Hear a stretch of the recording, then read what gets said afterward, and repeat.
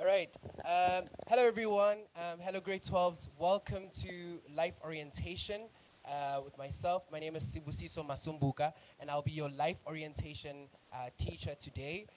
Today, we're going to be focusing on chapter 3, which is study skills. Very valuable skills that we're going to learn today. I would like to welcome everyone. Today, I see we've got 20 participants. Welcome to you all. So good to see some familiar faces as well here. Thank you so much for joining us today. Again, guys, please encourage your friends or your schoolmates to join in on our lessons. And I will make these slides available to all of you at the end of, before the end of today.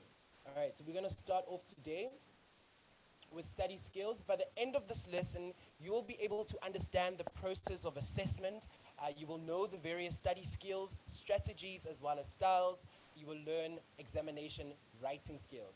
It's so important for us to know and learn how to study. I know a lot of you have been in school for now 12 years and you still haven't necessarily cracked how you're going to pass exams and tests. You're still battling with tests and exams. And you know the secret behind developing or sustaining good study strategies and skills is by knowing yourself. It's so important to know who you are and what you like, the type of personality that you have, so that it can align with the different study skills, strategies, as well as styles that I'm going to be teaching you today. So thank you once again for joining, and let's get the show rolling. So before we start, we're going to be reflecting on the process of assessment, examination writing skills, and we're going to learn how to apply these skills and revise on examination writing skills. So the key words that you need to learn or know today is strategies. Study strategies are plans or methods on how to achieve a goal. Speaking about goals, it's so important for each and every one of us to have academic goals.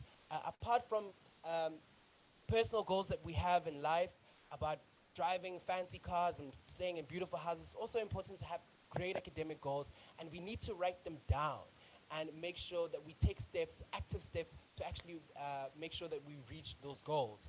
And then study styles is a particular way, or particular ways of doing something. And then study skills is a way in which you tackle the process of organizing and taking in new information. Assessment is a continuous planned process of gathering information on achievement. This is when your teachers evaluate how you've grasped the information that they've taught you. And then HEI is an acronym for Higher Education Institution, for example, university or universities of technology. All right. So let's start off with the process of assessment.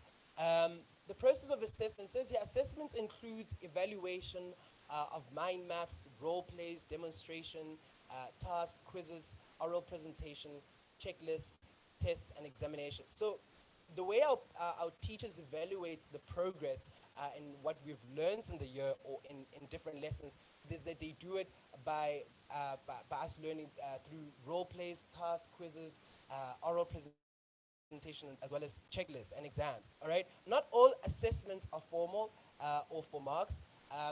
Every teacher hates the question, sir, is this for marks? Ma'am, is this for marks?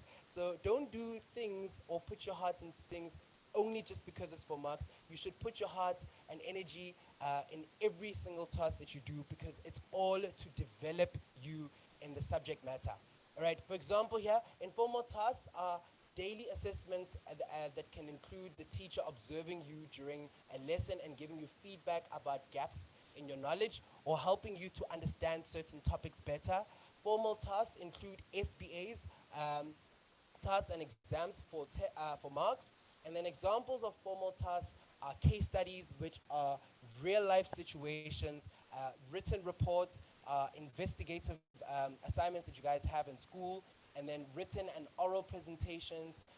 We all fear standing in front of people and speaking, but it's always good and it's a great skill to learn. And then we also have different types of projects that we do. We have a lot of projects in life orientation as well. Now, let's have a look at the process of assessment. Why do we assess learners, or why do teachers assess you? It identifies how you cope with new knowledge and the content and skills. It would be absolutely redundant if we just keep continuously teach you information and you absorb information, but there's no way of you actually applying that knowledge. Part of you learning skills or learning new knowledge is also for you to be able to apply those skills, especially with what we're going to be learning today. It's a very imperative topic that we're talking about today. All right, so there are three different types of assessments that you guys will be exposed to. All right, formative assessments. These are assessments.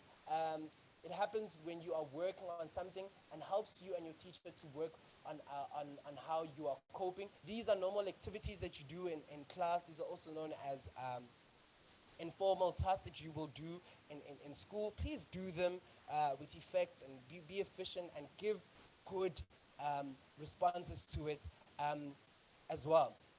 And then summative assessments are example, typically your exams. It says here, this happens at the end of a term, a chapter or a project. It measures how you manage over a period of time. And then we also have self-assessments where it's more reflective and you assess yourself. Guys, please, I will encourage active participation from you guys today. If you have any questions, please feel free to ask me questions on the chat box. If I'm not audible enough, please feel free to also drop me a text there. I've got a couple of questions and discussions that we're going to have today. And I'm going to ask you to please participate in the lesson today. All right. So let's talk. I want to know from you, first discussion, how do you guys prepare for tests and exams? I want to find out, what do you do? What is the process of you preparing for tests and exams? Do you write your notes on a different piece of paper? Do you have a notepad, an exam pad? Do you watch YouTube videos like some of you are right now? Shout out to the people that are watching over YouTube. How are you learning? All right. Zoe says they make notes. Kale says summarize and read out loud. Absolutely like that.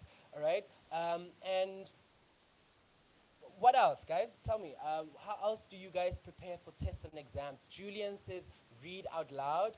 Okay. All right. And also tell me about the setting. Um, Tabiso says, watch tons of visuals. Absolutely. So, Tabiso, I'm assuming that you're a visual learner.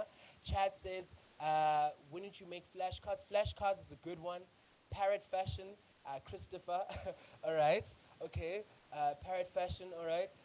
And then Rebecca says, summaries and rewrite the notes. Nice one. Nubuhlem Caesar is actually one of my learners at my school. She says, practice questions or past papers. Absolutely correct. I like that. So we all have different ways in which we study and prepare for exams.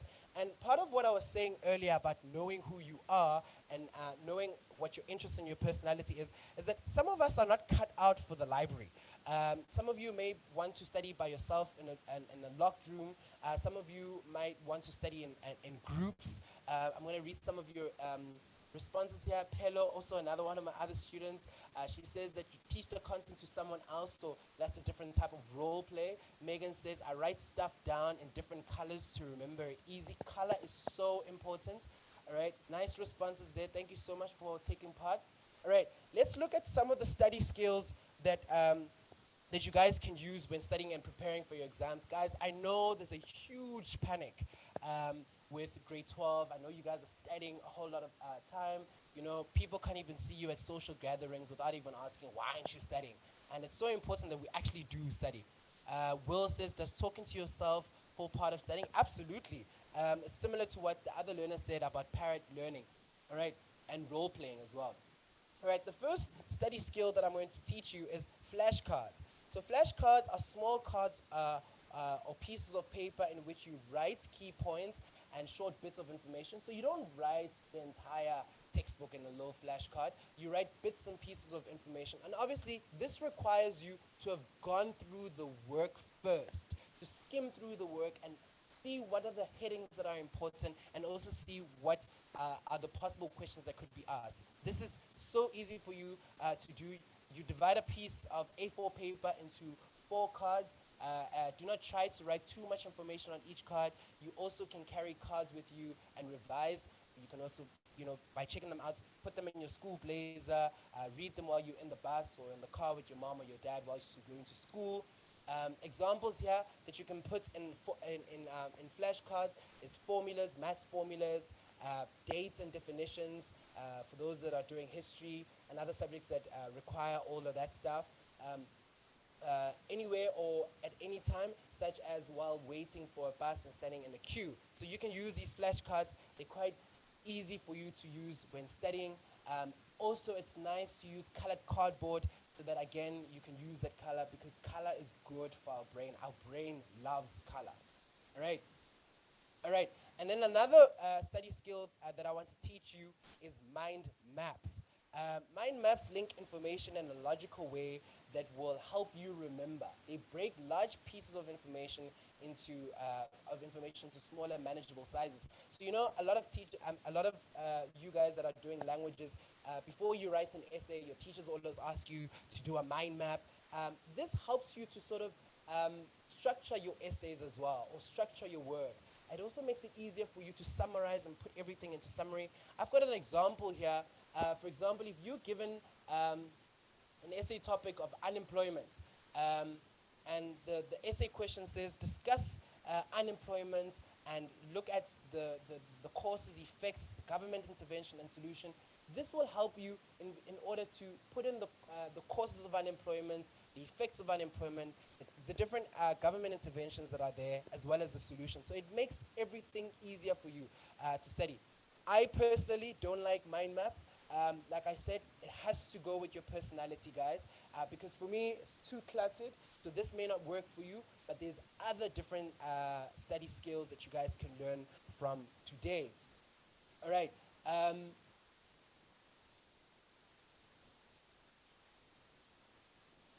All right, thank you so much for your responses there.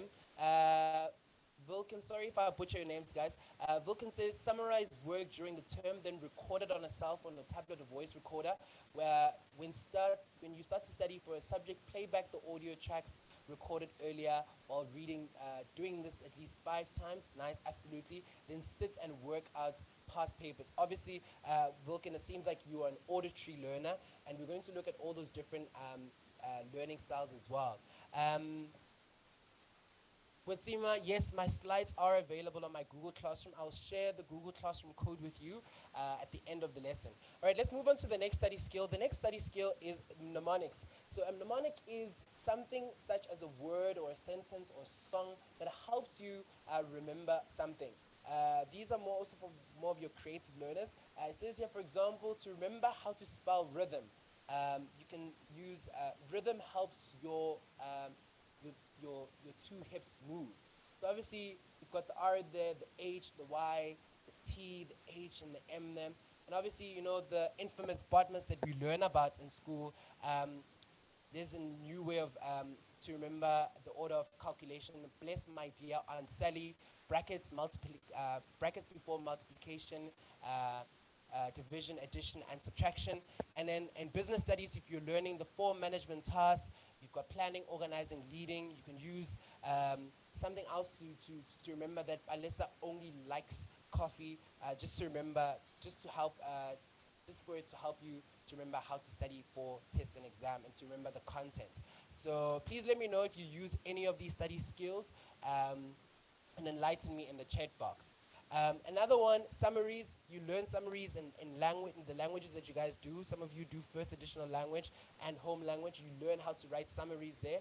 It says, write summaries of your work using keywords. The picture here says, to summarize means to make it shorter, include just facts like a reporter, read the text, write the main idea of each paragraph in the margins, and then make a summary plan using the main ideas. Include only the most important details. Guys, it is so important and imperative for you to learn how to summarize. It's so important. All right. And then tables, this is one of my favorite ones. I use tables when I study. By the way, I actually am still a student. So I'm actually pursuing my postgraduate